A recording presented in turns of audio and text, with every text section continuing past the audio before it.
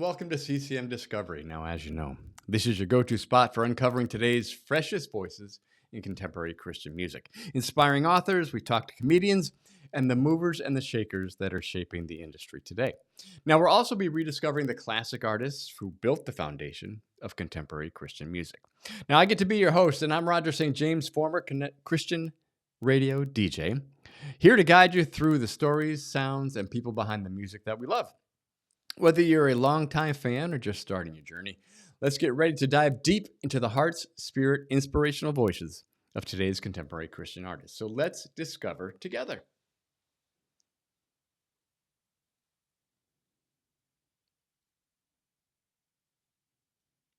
And today we have a great new friend. I've met Matthew, and let us think of ways to motivate one another to acts of love and good works.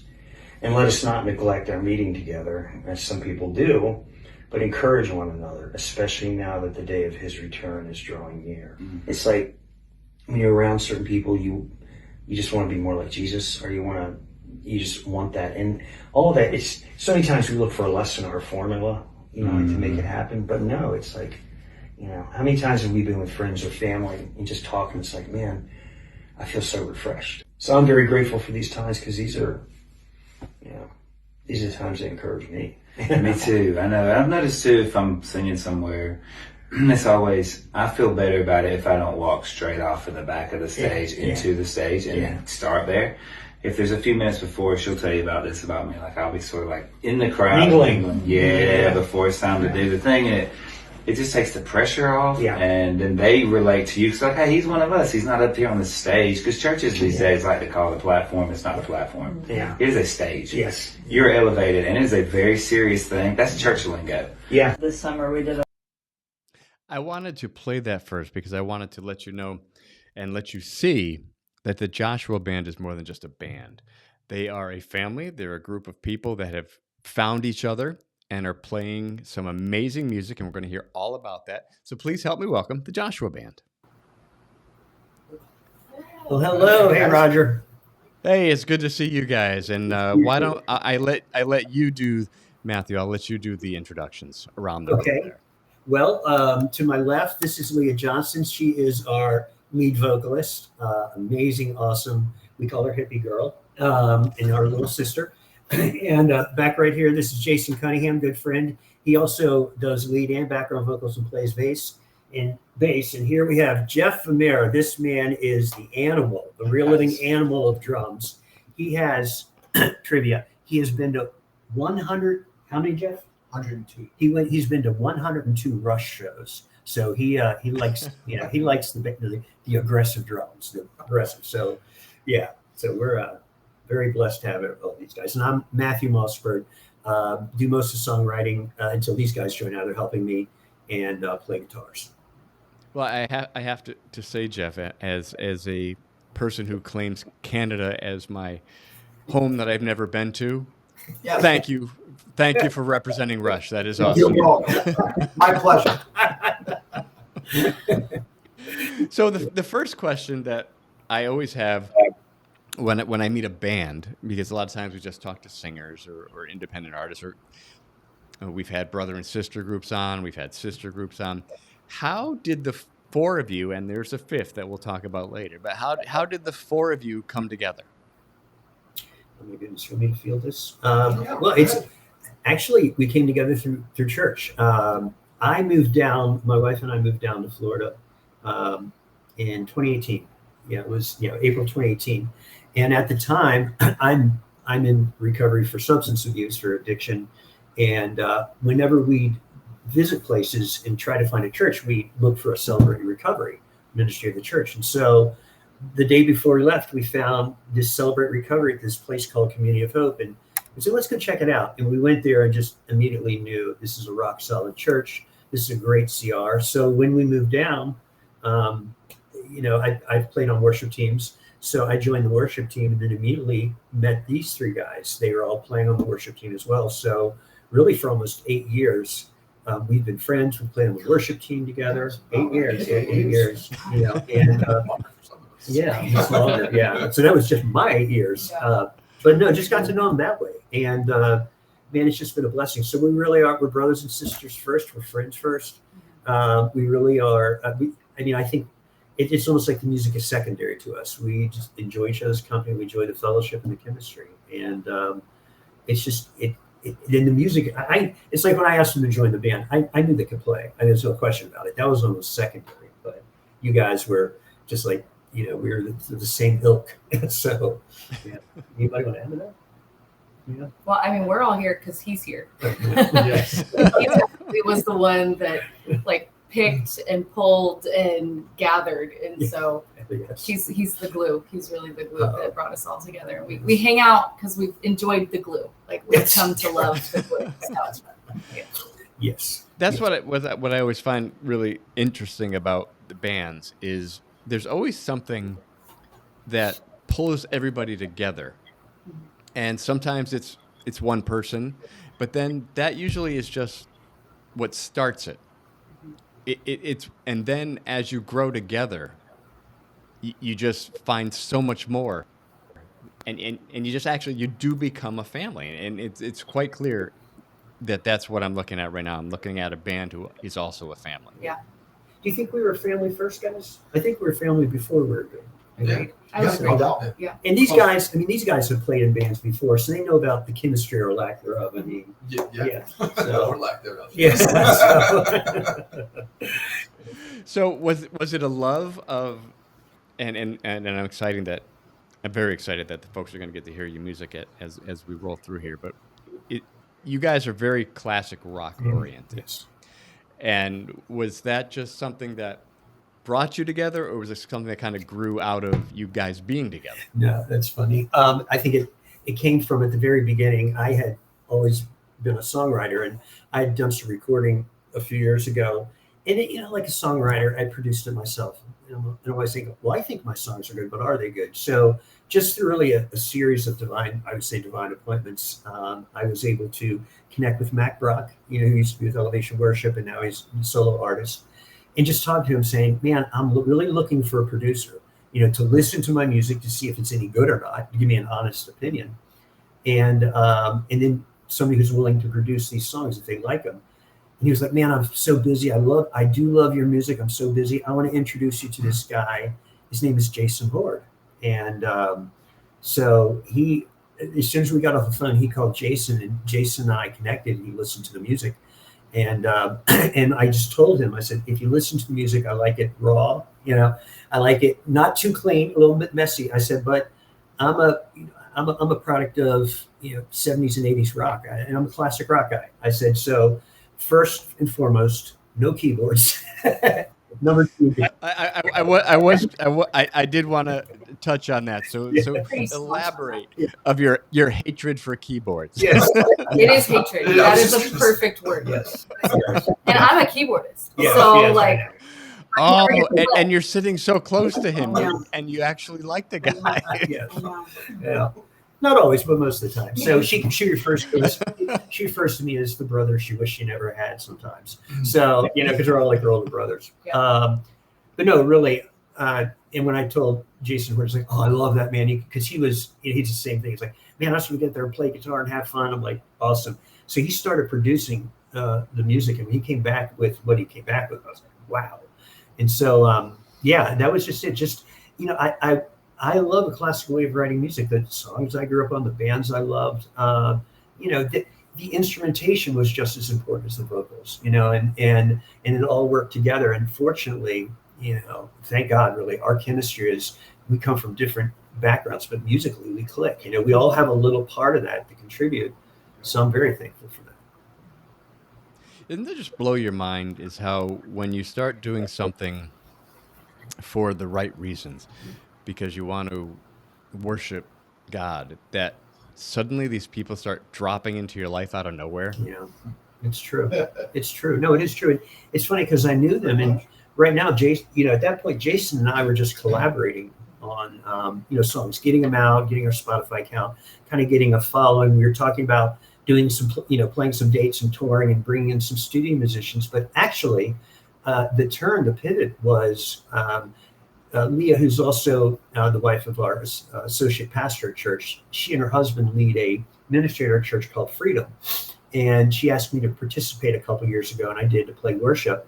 But I came to her with this song idea and said, hey, I think this would be a good song we could do at Freedom. Would you help me write a song? So, Leah, I'll turn it over to you about how, that kind of really started the band coming together, is you saying yes to working with us on the song You See Me. Yeah. I mean, he asked me if I would sing on the song, and I'm through and through a worship leader. Like, that's what I love to do. So the idea of being a part of a band or doing original music or anything outside of the church was kind of just not a dream of mine. And so, I've always been the type of vocalist. People don't ask me to sing at their weddings. Like, I have a voice, like I can use my voice, but it's not the one that people always choose. And so when Matt came to me and asked, would you sing on this song? I was very surprised. And I was like, there's like 13 other girls that are at our church that are incredible vocalists. Why aren't you asking them? And so I thought I was saying yes to one song, and I was bamboozled into what it has become. And I'm so grateful. I'm so grateful. So I went up, recorded it, met Jason, and if you meet Jason, you fall in love with Jason. Yeah. That's just how it is. And then on that, I was up there for less than 12 hours, I think. And by the end of it, he was like, hey, do you want to join the band? And at that point, it wasn't even really like a band yet. It was like a project. There were songs, but we didn't know, like all this stuff. Yeah. And then what happened? And then I'm the last guy to the party. Oh, that's right. You should I'm the last guy. You should ask. I wasn't sure the order here. Then I'm like, you know what? I'm saying, God, wait, do you want me to put a band together? And these two guys popped in my mind, but you popped in my mind first. Jeff did. So how did I ask you? I don't even remember. You want to play? Oh, yeah. That sounds about right. See, Jeff and I, that's about it. That's how it happened. Yeah, Jeff and I made sense because the first time I was on worship team, he was the drummer. I was just fooling around after we practicing, and I started playing Limelight by Rush, and he jumped right in on it. I'm like, oh no. Of course he did. I have to follow Rush. So we started running Rush's catalog, during worship practice. Mm-hmm. And like, all right, brother, if there's ever a band, we're in it. Yeah. And for you, so Jason, I knew him as a drummer on the team. And he had said somewhere he used to play bass in it. Like, well, we could really use a bass player. And I knew that he comes from a very musical family. His mom, directs the choir at the church, the dad's, the whole family's musical. And I'm like, wait a second, man, do you sing? And he's like, did you talk to my mother? Or did my mom put you up to this? That's a direct quote. Did my mom put you up to that? That's a direct quote. Yeah. So the first time we got together, he and me, we wrote the song Shallow, which honestly just came right together like that. Oh, so I'm like, yeah. Wow. And it just, so cool. And people love it. I'm not kidding. I have my 17-year-old son saying, Dad, Shallow's, we all listen to it all over friends. We love this song, and I'm like, really? So I guess it worked. We're old. I mean, like our music. Yeah, it's like I have a 23-year-old now, and he actually said he and his buddies have actually listened to the podcast, and I'm like, why are you that bored? It's surprising. It's surprising. Yeah. Is there not a new version of Call of Duty that you should be playing? So when you guys are out there, one of the things and we touched on it before we came on the air here, is you guys really have a passion for helping and talking to people who are going through the battle of addiction. I'll let you tell the story, but where does that come from? Well, it comes from my addiction, actually. I was raised in church, and I believed in Jesus and said the sinner's prayer when I was 4 years old, and it was a very more fundamentalist strict church. So I always felt like I was performing for God. I was being judged on my performance, how good I was, obedient. And we went through some really bad family troubles when I was 14. And I had a friend who was actually in church too, introduced me to weed. And so since the age of 14, off and on my whole life, it's been a battle with addiction, with alcohol, with drugs. And as time went on, discovering opiates, the opioid crisis, it got really bad. And it ruined my life. by that point, I'd walked away from God. I didn't even care anything. I wanted to do my own thing, but the Lord very graciously brought me back, and I would really on fire for God. But during that time, after about 8 years, I relapsed due to another family tragedy that just overwhelmed me, and that's not making an excuse. But I went through this period after relapsing of coming to the conclusion in my mind that my faith had been counterfeit. I'd never really been a Christian. That I was God didn't want anything to do with me. So for about a year, it got really bad. And I got really desperate to the point of almost suicide, being homeless, being staying in a men's shelter. But yet God, in His grace and His mercy, just stepped in. So this would have been 2014, January 2014.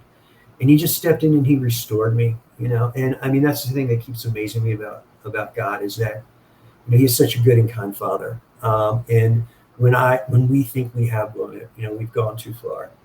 And then God has taken all of that junk, all of my mess, and He just opened the doors wide for me to start serving in addiction recovery and in the Christian addiction recovery community. So my passion is really to reach people like I was so desperate who doubted or didn't know about the love of Christ or the power of the cross, the power of the gospel. And we keep hitting on that. And then with these folks, they're like, I mean, they're not addicts like I was, but we have a church that fosters the kind of environment, community where we welcome the broken, we welcome the desperate. That man, the more problems you got, the more we want you here, and I just love that heart. We all have it. So we've played at Celebrate Recovery. We're getting ready to get more involved with another ministry that actually started in Florida here, but is now nationwide, called Recovery Church, where we're going to go in and do a worship session and share the gospel. And God is, I mean, that's God. He takes the worst part. He's taken the worst part of my story and He's used it for His glory. And I can see it in all of their lives too in different ways, because we've all had struggles, we've all had problems, we've all gone through some rough stuff. But just how faithful God is, how good He is. There's a quote by Charles Spurgeon, and when I first read it, I almost didn't want to say it, but it basically says, God loves to forgive more than we love to sin. And I'm like, wow, and the verse that brought me back was Psalm 86:5. Oh Lord, you are so good, so ready to forgive, so full of unfailing love for all who ask for your help. And I said, Lord, people just need to hear it. And if they already know it, they need to be reminded. So that's what we're doing, just introducing people to this awesome God of grace we have. Does anybody want to jump in on that? I don't want to steal the question. So yeah, we have it. And when I got together with Jason, actually come to find out that he had done some ministry at Celebrate Recovery. He's like, man, we got to really make the recovery community a priority. I'm like, really? Wow, bro, that's cool. What a coincidence. It's almost like God's behind this. Yeah, he has a way of doing that. And that's what I really want to touch on, because so often what we hear is, God can fix it. God saved me. God, which is all true. But Matthew, what you're saying and the three people sitting next to you, it's up to us to actually do something about it. And it's up to us to show what we say. I mean, it's easy to say, yeah, God healed me. I'm all better now. So, I'm glad you enjoyed the concert. I'll see you later. But you guys actually spend the time to say, how can we help you? And that's what I think it really gets lost is, it's like when somebody says, oh, I don't need to go to the doctor because I have God. I said, well, no, God gave the doctor, certain skills to help you get better. And that's why I really, the three people sitting next to you are as much of a gift as you are. You went through the battle, but they're standing by your side and helping you get through it and learning from you, and are taking what you've taught them and bringing it to other people. And I think that's what God wants us to do. He wants us to dive in. He doesn't want us to just preach. He wants us to be part of the battle, and He wants us to be the community, not just tell people about it. Yeah. Well, Leah's the co-leader, one of the leaders of Celebrate Recovery. So, why don't you share with your thoughts on what he said? Well, she said, I mean, so my husband and I, we've always had a heart for the marginalized, the oppressed. And so when we finally found ourselves in a local church, we weren't hanging out with enough like messy people. And thankfully, it became a part of my husband's job that we started what Matt referenced earlier, the Freedom Bible Study Conference, Freedom Ministry, and really got our hands like into some inner healing prayer ministry. And, people were sharing things with us on this end of the retreat that's at the end that they never said before. I mean, just like we were getting to do the work that God calls us to do, right? Which is proclaim freedom for the captives. And so we were getting to do that. But then also it became a part of my husband's job to take over the Celebrate Recovery at our church. And so for 8 years, we had nothing to do with Celebrate Recovery because we had 4 children in those 8 years. And so we had enough to do. Yeah, you were a little busy. We're just a tiny bit busy. And 3 of our 4 kids are here. No. they're like an extension of those. There you go. So actually 7 kids. It's actually 7. Yes, I actually have 7 children now. No. But so we start, I wanted to join with him. I'm not on staff. I don't get paid. I'm a volunteer. So, but I love doing ministry with him. So I started coming, and the authenticity that I found in that room about their struggles and how they were able to find hope and healing in a circle in those groups, but also how they all just pushed each other to Jesus, who's the ultimate healer, who's the ultimate helper. But it's through a program.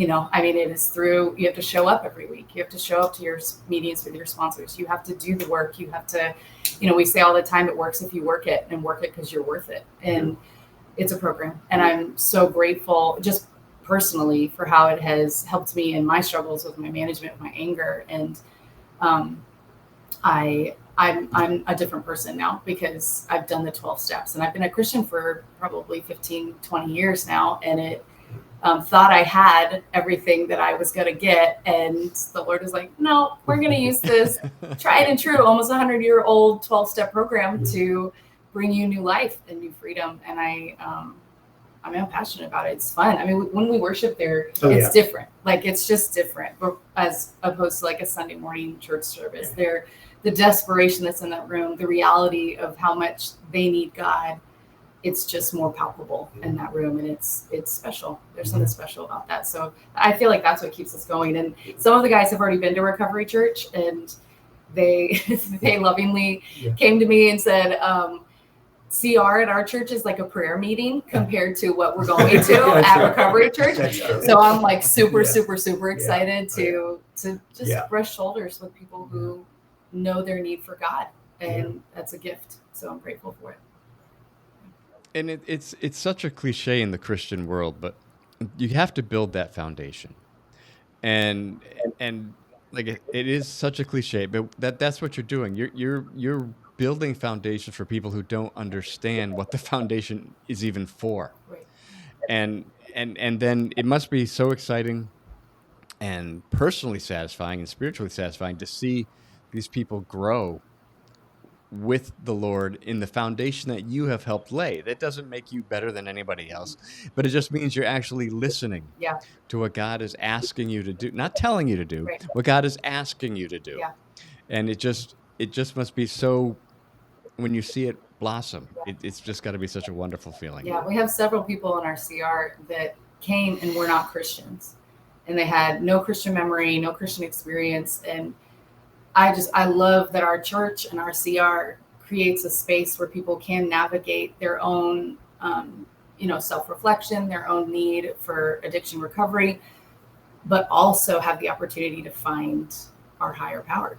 And it's really, really neat. We have several in our leadership that were not Christians before they started. And because we created that space and gave them a foundation of safety and anonymity and all of that they were able to navigate both of finding healing from their addictions and also a relationship with God.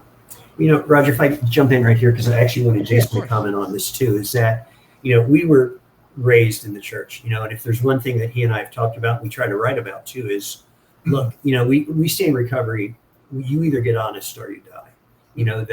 That addicts are great liars, and we lie to ourselves the best. And I think there's times in today's evangelical church where you're rewarded for putting on a brave face, for looking spiritual.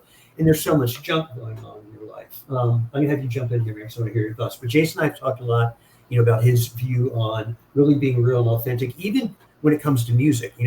Nobody can understand why he loved Christian metal so much until Well, part of it is like Leah talked about that that authenticity, and I think that when you talk about listening to coming back to contemporary Christian music and realizing that you just listened to 3 songs in a row that you thought were one song because it was all the same, and that's not a knock against anybody. I'm not but part of the even playing on a worship team, but also realizing that like there's not a lot of the stuff, the worship music that happens on a Sunday morning really personally resonated with me because it's just not vulnerable and raw enough. I mean, love songs to Jesus are great, and I can understand why people love those things. And Leah's laughing because that's one of our common jokes. But it's just, to me, it's if you're gonna, especially when you're talking about recovery, like when one of the reasons, like Matt said, about the reason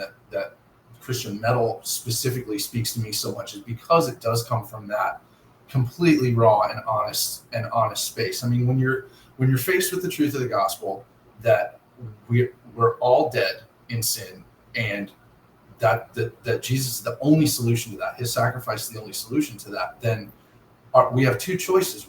There's only 2 ways out of that. When you know that you're dead, it's either you fall into desperation or you run towards Jesus. Well, a lot of people, Matt writes out of that place pointing directly at Jesus, which is awesome.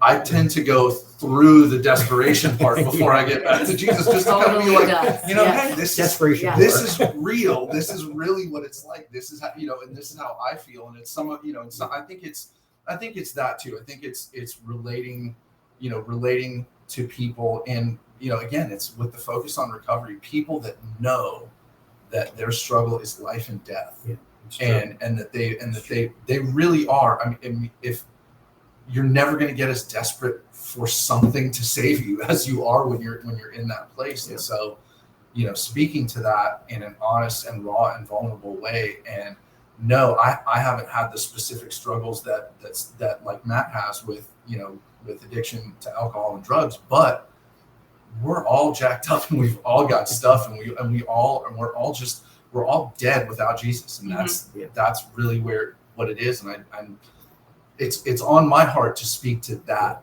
very plainly and very honestly, and to not be, I mean, we have a tagline, our church talks about not being a museum for saints, but a hospital for sinners. So that's the hospital for sinners approach. Let's talk about that. Let's be that.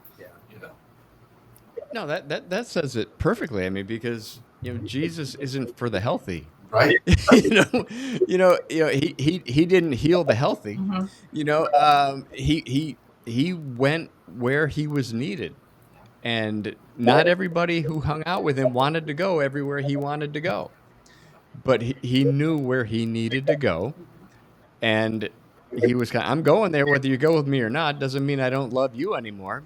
But these guys need me over here, so that's where I'm going to go. Yeah, Roger. I'm sorry. I was going to say we don't want to. No, go ahead. We don't want to be a band show. Like, hey, we're when we get on stage, we want people to connect with us. We want to show them that we're real, we're authentic, that that's a real interpersonal kind of intimate setting, even though the music's pretty loud.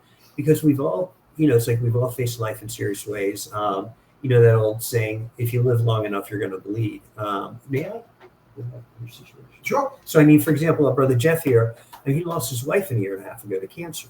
We've been around him and walked them through that. And, I think for all of us, just being in the band has been a real thing in ministry. But this brother's he's been through the ringer, and it's like, and I said, Jeff, you're going to meet people, man. It's like, and they will be at that show because God wanted them there to meet you, because they're going through somebody with an illness. So they might have lost a spouse. And, Jeff's just been an inspiration to all of us, just, faithful and steadfast. So, there's so, but I mean, how do you look at things like that? Well, I start this. Yeah, I was far from Christ. No pressure. No, I was very far from Christ. Very far from Christ. I grew up in a Catholic church. I had nothing to do with it. And when my wife was diagnosed with cancer in 2012, One of my neighbors says, "Hey, come to this church, Community of Hope. They have a thing called Back to Bethlehem." So I'm like, "Sure, let's give it a shot. You want to go? We'll go. We'll see see what happens." And as soon as I walked on the grounds, it was like, whoop, something clicked. Yeah. I don't know what it was. I'm not going to try to explain what it is, but it was something. And right from then, 2012, it's been COH all the way. And she was a strong person, and we went through a lot of trials, but she went to Celebrate Recovery. I went also. In my profession that I was in, it was hard for me to go there. I was in law enforcement for 30 years. I'm retired now, so that life is gone. But being there, I noticed that during small group with the Celebrate Recovery crew, they weren't opening up as much because they knew I was a cop. Mm. So out of respect for them, I backed off of the small group to let them have their moment. Now, did I learn a lot? Oh, absolutely. I learned all about the 12-step program, and did that help?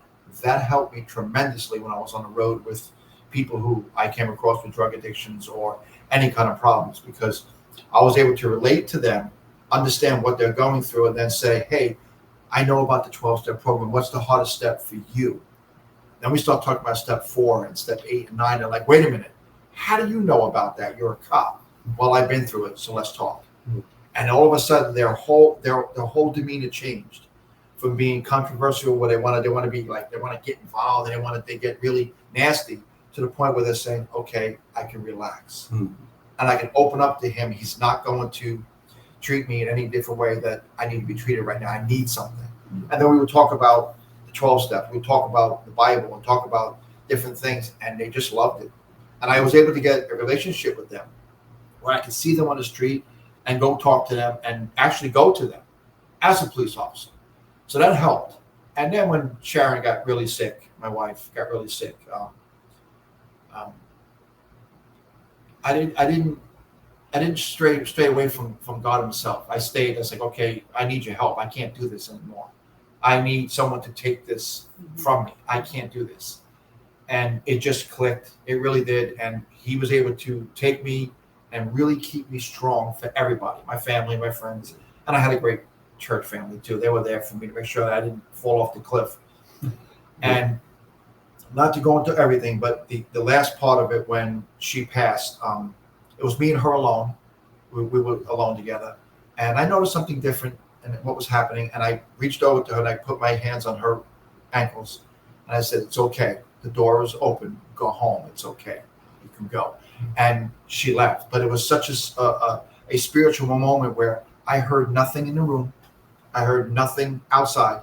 It was just me and her. And I just stood there. And I actually watched God take her. And it was just a great experience that I'll never, ever forget. Now, do I have my moments where you stray? Of course, a little bit. You lose faith a little bit, me personally, but not to the point where I'm saying, no. He was always there for me. He provided everything for me that last year. Everything was provided by him. I asked him for help. I said, "I can no longer do this. You do it." And that's how it is. Even in my drumming, there's sometimes when I drum. Now, I'm a classic rock drummer. I'm progressive rock. I am not a normal Christian drummer. I don't listen to Christian music at all. No, I don't. he won't listen to it. Okay. He will not listen He to won't. it. He won't. I don't know any artists. I don't listen to them. I just play. But when I play, there are certain parts when I play that I don't play. You can ask people like my pastor and guys here. I don't play. It's not me that's playing. Something takes over, and I don't look up, I don't look around. I just play, and the Holy Spirit takes over, and then I get overwhelmed, and then I cry behind the drum set. No. And then I cry in the front row because I'm watching it. It's wonderful. It's wonderful. This is the kind of real we want to bring Yes. to people. Yeah. You Not know? being pretentious Yeah. in any way. I am who I am. Yeah. Just having that Yeah. to show that, yes, I am vulnerable up on stage in front of everybody. I'm a drummer and I'm playing, but guess what? There's something about that God took over and said, "Hey, check this out. Let me hit you with this one." Yeah. And then boom. Yeah. And I have to continue playing because I got to finish the song. Right. Am I a mess? Absolutely. But I have no problem showing anybody in congregation that God is real. He's there for you. He will never leave you. All you have to do is ask and open your heart, and he's there. Yeah. Jeff, I'm so sorry for your loss, but I'm so thrilled that you had that gift. That I'm so thrilled that you had her as a gift, and you learned so much through what you Yeah. went through. Oh, That she was strong. man, that's a goosebump story right there, my friend. Yeah. Yeah. It is. It is. Now, earlier before we got on the air, Matt made me tell you my Rebecca St. James story, which I've told on the air before, so I won't do it again. But I'm going to make Matthew tell me his Steve Taylor story. My Steve Taylor story. Yeah, Oh, when you yes. Oh, wow. Okay, now you're dating me. So I had the coolest like youth pastor. He wasn't really a pastor. I had like the coolest youth leader guy in the world. When I was 16 years old, he goes to me and to my older and younger brother. He goes, "Hey guys, let's hop on a plane and go to the Cornerstone Festival out in Chicago." And now we're in Maryland, and so you can already tell. When I discovered Resurrection Band, it was over for me. Like, yeah, let's do it. So the four of us got on a plane. We flew out there. I went to the very first Cornerstone Festival in '84 as a 16-year-old, and in the '85, 17-year-old. And in '85, the year I graduated, went to the second one. But the first one I was at was the Cornerstone Festival when Steve Taylor jumped off the stage and broke his ankle and tried to just, I guess, jump into a mosh pit. And he hobbled back up on stage and he finished the show.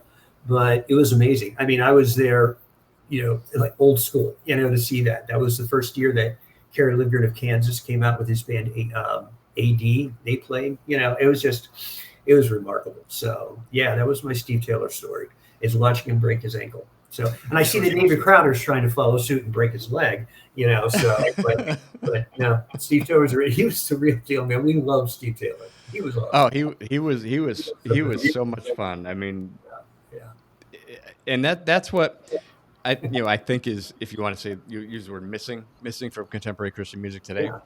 But I think bands like, and I think you need to change your name. You call yourself the Joshua Band, but this isn't a band. This is a family. We need to call this the Joshua family. But it's bands like you. It's bands like the band Jaron, Yeah. the Man Clan. And what's exciting about that is you guys are doing it yourself. You're not tied to any labels. So you are listening to what God is asking you to do, and you're doing it. And I think that is just so exciting. And I really have a deep belief that the Joshua Band is going to save contemporary Christian radio. If they'll let us on. Yeah. No pressure. No pressure. No pressure. But it won't be fun for the whole family. Trust me. The kids will love it. I just really believe that bands like you guys who are doing it now, because we've talked to some people who run local Christian radio stations that are still trying to hang on, and they really say they draw a lot of their music and their strength from bands like you guys. Oh, really? Who they're not tied to anybody, and they play their music and their listeners hear it and they say, I want to hear more of them. And that's why one of the exciting things about God giving me this show, that's what I want to happen. I want more people to hear music that is not driven by anything except love of God. And that is what you guys are doing. And of course, we're going to jump into one of your songs, but we have a little tradition here on CCM Discovery. My youngest son, Matthew, is profoundly autistic. And for some reason, 9 seconds means a lot to him. Every time we set a timer, he always says, and 9 seconds. So what we like to ask people here is to drop, we call it Matthew's 9 seconds of wisdom. So if you've got 9 seconds, and again, I always say we never use a timer, but just something that real quick, but is going to touch somebody. All right, that's you, Leah. Oh, it's not. Don't you dare. That is all you, man. That's all. Don't make the pastor's wife do it. Don't make the pastor's wife do it. Thank you. No, the theologian right here. Let's leave it to him. You can always trust Jesus. He will never fail you. And everything he said is true. And most important, it's all real. Heaven is real. God is real. The angels are real. And one day you'll see it with your own eyes. That's perfect. Now give us the story of Mighty One. Oh my goodness. Mighty One came to me. and the music, once again, it's all guitar. Like, yeah, make the guitar heavier. Mighty One was actually really simple. I was, going through our social media feed, and I saw a story on social media about this guy. He said, when I was 16 years old, my dad committed suicide, and then a year later, my mom committed suicide. And then my older brother ended up going to prison. My younger sister got pregnant, got into this abusive marriage. And it's just like, it was one of those stories that just kept getting worse and worse and worse until he was like, so I ended up going to jail and blood, and he said, but I came out and my wife and I started going to church. And after a while, I became a Christian. My life has changed and different. And, I said, the power of the gospel, the power of salvation, the new life we have in Christ, it is more miraculous somebody being born again than somebody being physically raised from the dead. I believe that. That is the real miracle that's still happening today. And I said, let's just stop to appreciate, because a lot of times in church, kids come up, you see them, but Jesus is out there saving drug addicts and prostitutes and alcoholics and thieves. I mean, he is saving the worst of the worst.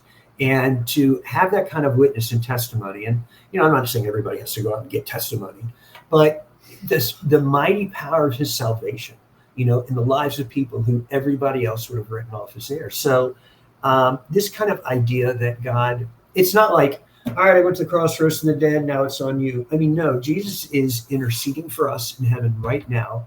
He is chasing down the lost. Mm-hmm. He is going after them. He is relentlessly pursuing his people. And you see that through the Old Testament with Israel, and it's just, and now as believers in, living in the era of Christ's death and resurrection, we see him doing it in the lives of so many people. And so we're like, look, Jesus is mighty. He is a mighty Savior.